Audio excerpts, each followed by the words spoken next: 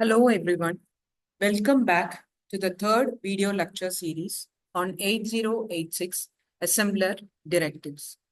So we saw about different types of directives in the previous sections. So let us now move into procedure, NP, far and near. So procedure generally indicates the beginning of a procedure and NP indicates the end of procedure.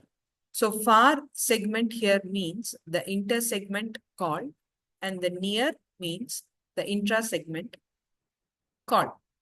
So you can see the general form of the procedure.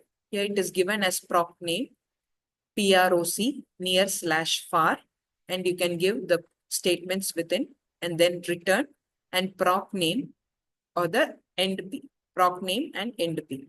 Here proc name means the user defined name for the procedure and end P indicates the end of the procedure.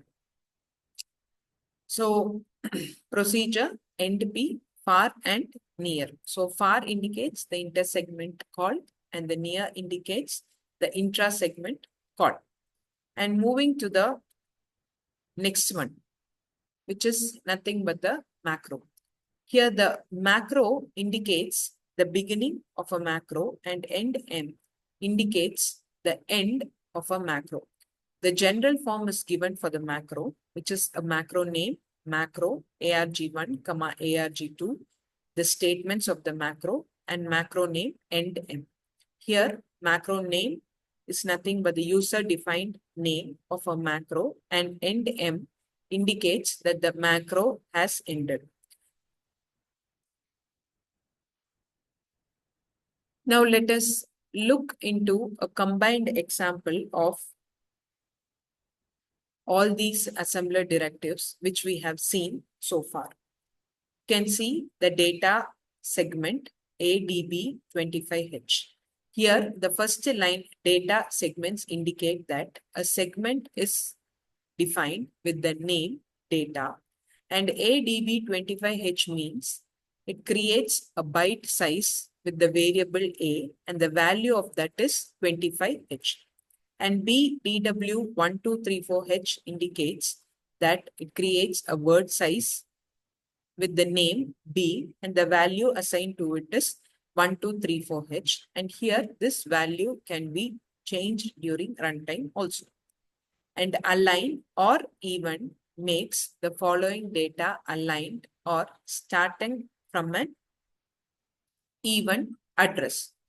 So the list DB 10 DUP 0, which means this stores a list as a series of 10 bytes initialized with the value 0.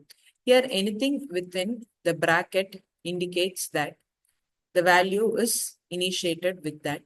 And the data end S means the data segment is ended with the directive end S.